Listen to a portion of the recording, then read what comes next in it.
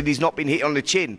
Dillian Whyte can whack, and he's in great shape. And I think that Dillian's going to take this fight and go in there and go, you know what? He's going to roll the dice and punch when, you know, Moses does. And I think that is the importance here. Dillian's got to take the chance. It could. I think it might be too soon for Moses. I think Moses is on a great run. I think Dillian, you know, if he had more momentum, it would be, I could probably stamp my authority on the decision. For Moses, is he ready for this level? Can he take a shot? What's he like when the going gets tough? A phone call a couple of weeks ago. They offered me to fight Moses Itauma in Saudi. You know, I said, how much? He said, $2 million. I said, nah, I'm out. I even phoned Dylan. I was like, Dylan, I don't know why you're taking this fight, you know, because this kid is on fire right now. And he's getting better and better. It's not like he's going backwards, he's going forward. One of the reasons he is taking it is that Moses is WBO #1 at the moment, so that there's some kind of light at the end of the tunnel for Dillian taking that fight. Ain't no light at the end of that tunnel. I agree with you. I think I don't think Dillian gets beyond 4 or 5 rounds. Yeah. You're crazy. Yeah. There's no light at that tunnel. That kid is, no, you mad. No way. Even Lawrence Okoli said, Moses is bad. The new kid on the block, the kid with the thunder, big punch in southpaw. He's predicted to be the leading boy of the heavyweight division. So, I mean, look, it's a crossroads fight. Obviously, as you could look at it, they're saying they're hoping that the baton will be passed from him beating Dillian. I think Dillian's got other ideas. And Dillian's a man that's never should be written off. It could. I think it might be too soon for Moses. I think Moses is on a great run. I think Dillian, you know, if he had more momentum, it would be, I could probably stamp my authority on the decision a bit more. But still, Dillian's pressing. He's working hard. And if Dillian's up for it, that experience, you know, is going to play a pivotal role in. What's up, fight fans? Welcome back to the channel. Today, we're diving into one of the most talked about heavyweight matchups, Moses Itauma versus Dillian Whyte. Is this a genius move or a gamble too early in Moses' career? On one side, you have Moses Itauma, just 20 years old, undefeated, and carrying the hopes of British boxing's future. Sharp, disciplined, and confident, he's been compared to the likes of a young Mike Tyson. There's nothing to kind of deal with, because it's like the only thing you can do is either get angry or ignore it. So I choose to keep in control of my emotions. So I just kind of ignore it. Like, I'm just only on my own path. Everybody's got their own journey. Everybody's got their own thing. But like, I'm not trying to compare anything. Yeah. And we was just talking about it with my coaches yesterday. It was like, you know, a lot of people put pressure because they're too worried about the outcome. I'm not worried about the outcome. I'm worried about the game plan, and then the game plan leads to the outcome. So I don't think of things that I can't control. Your opinions I can't control. Like, for example, like if I go to bed today, I wake up tomorrow morning, I still got to play the Moses Itauma role. Yeah. So my feelings and my feelings and opinions of myself can't be based on what someone else thinks of me, because you don't have to play the Moses Itauma role 24/7. I do. So I just choose to ignore him. Dillian Whyte, right? I mean, I think it surprised a few when he got announced. It was like, okay, and all of a sudden people were like, this is an interesting fight, old lion versus young lion. What do you make of Dillian Whyte and where he is now in his career? I think I might be boxing the best Dillian Whyte there is, because he knows this is his last chance. So I just got to kind of stop him from coming back into the division. To be honest, for a long time, frustrated media. I was frustrated people talking shit, and then when they come and see him in shape and different mindset, then they start changing their minds and opinion. I'm like, yo, I have the same energy, bro. I have the same energy. When I'm 118, 120 kilos, I have the same energy, because now I'm light and I look like I'm in shape. Then now everybody's like, oh yeah. I'm like, yo, come on, man. You know, I don't need to be 100% to win some fights, because I'm a fighter. I know what to fight. He's had more amateur fights than me and all of this other shit. You know, he's doing what he's meant to know. And one thing is, he's got the what's the word I'm looking for? The ignorance of inexperience. You know. I didn't say it right, but I'm tired. Yeah. Ignorance of youth or whatever the it is, yeah. I'm not a chump, bro. You know, I'm not a chump. You know, obviously, people writing me up, but I'm not a chump. I'm not a chump. So, this is what happened Saturday. Dillian, one word, what can we expect on Saturday night? What I always bring, man, I always bring that. With me, there's always that unpredictability in the ring, you know. Dillian the last time when he fought against Fury, and he developed very good. Like, he's in good shape for his upcoming fight against Itauma. I think he's in great shape. But here's the thing. He's never fought at this level before. Not under this kind of spotlight, not against someone like Dillian Whyte. Dillian Whyte may be the underdog, but let's be clear. He's no walkover. This man has fought the best. AJ, Fury, Chisora, Parker. You know, Itauma only had about 20 or so amateur fights. He has done a lot of sparring, but again, sparring is behind closed doors.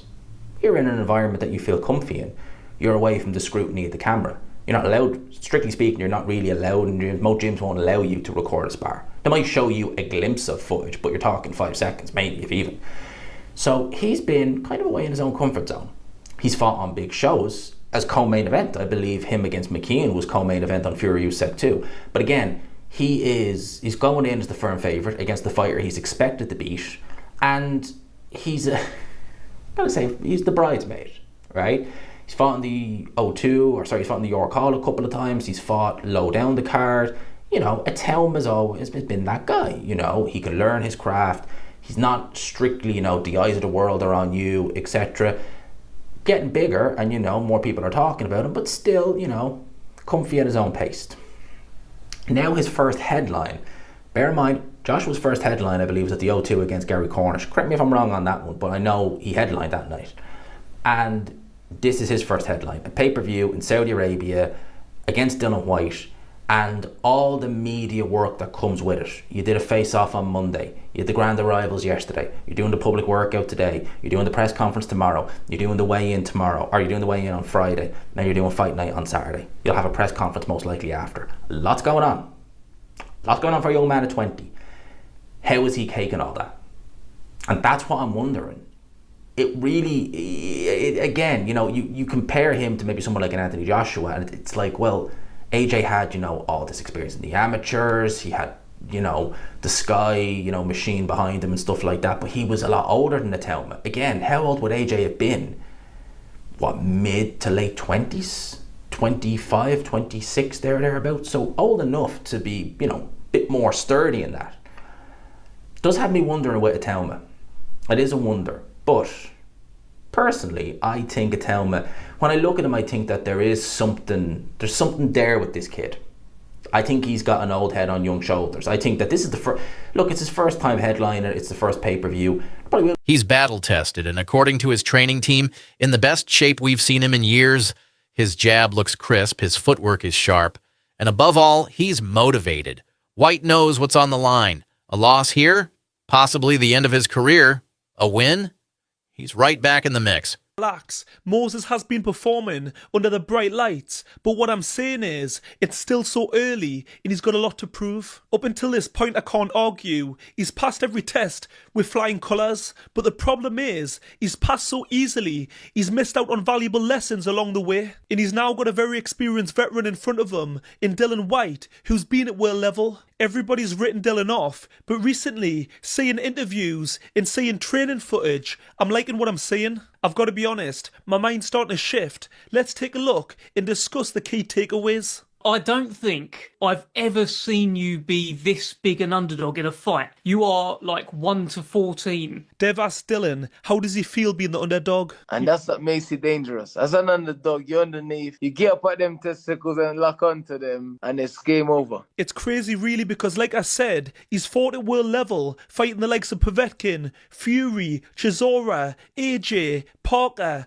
the list goes on. But in sports, you're only as good as your last performance. In Dillian's last fight, he looked terrible, putting it politely. Has he put something in you? Because like your last few fights, Ebenezer like instilled a fear, not... No man has put anything in me. Pause this. Dillian does make me laugh. Dark humour.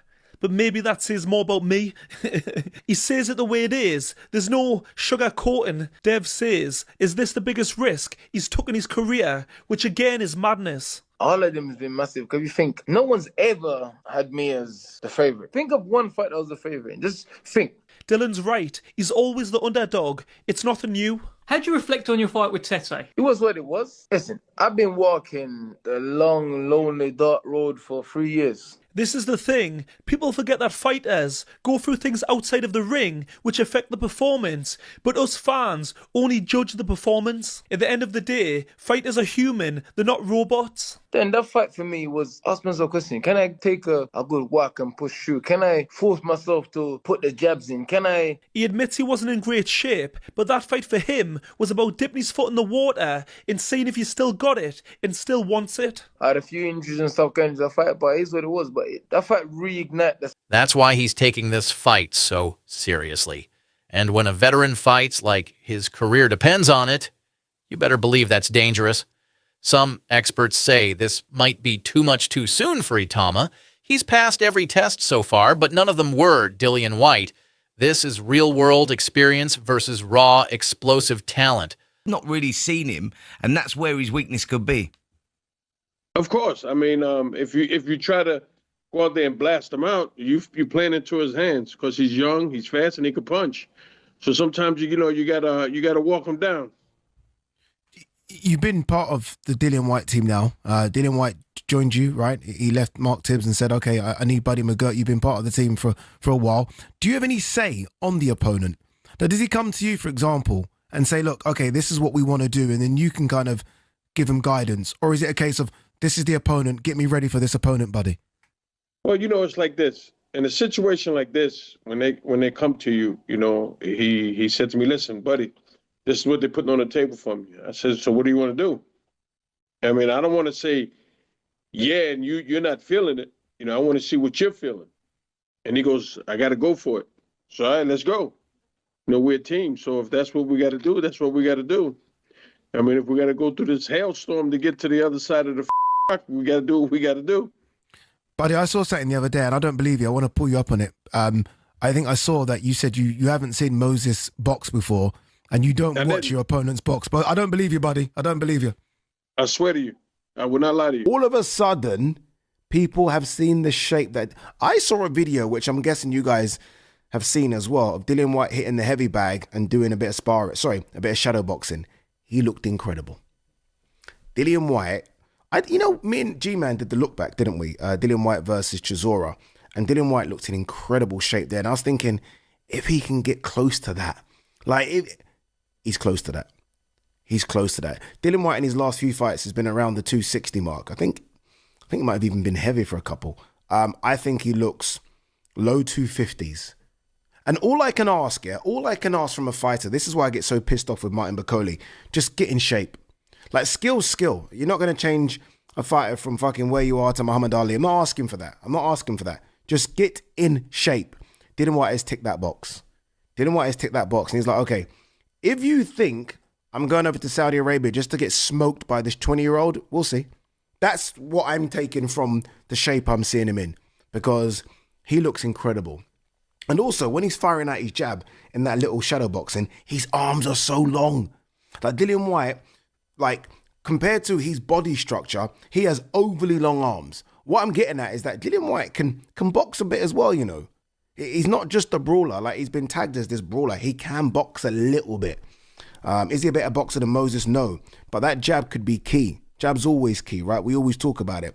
But one thing I see with Dillian Whyte being in this shape is that he's saying, if I can take this young boy past 6, we're going to go into deep waters that this young boy's never been before. And it's all well and good Moses saying, I'm sparring 10 rounds, I'm sparring 12 rounds. And, I was on TalkSport when he mentioned this yesterday. Fighting 10 rounds is different. Fighting 12 rounds is different. Dillian Whyte's done that. And look, sometimes Dillian Whyte's blown out of his ass. Sometimes Dillian Whyte's been beat in those 12-round fights. But Dillian Whyte has done that. There's a difference.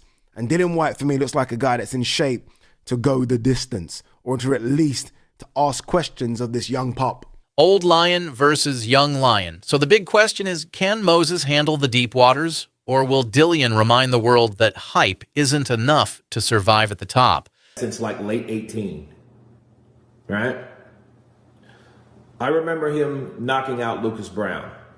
When he knocked out Lucas Brown, he looked like he was in the best shape of his life.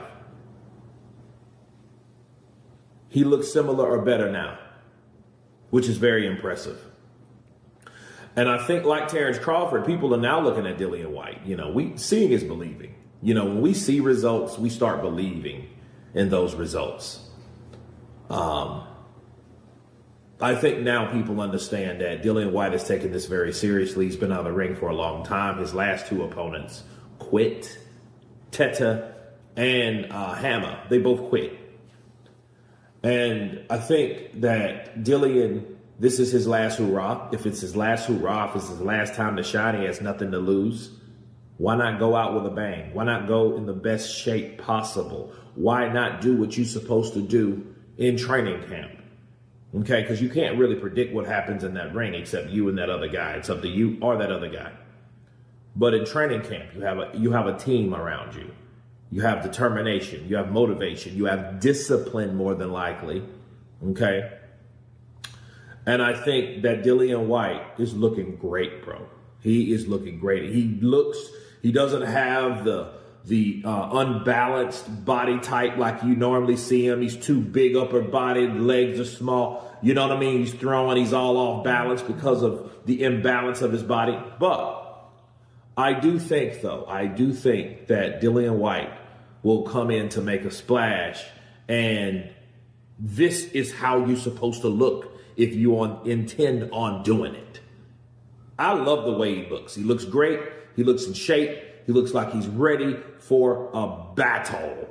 That's what it's about. Let us know in the comments, is Moses ready, or is Whyte about to shock the world? Don't forget to like, subscribe, and hit the bell for all the latest boxing breakdowns. Thanks for watching, and we'll catch you in the next one.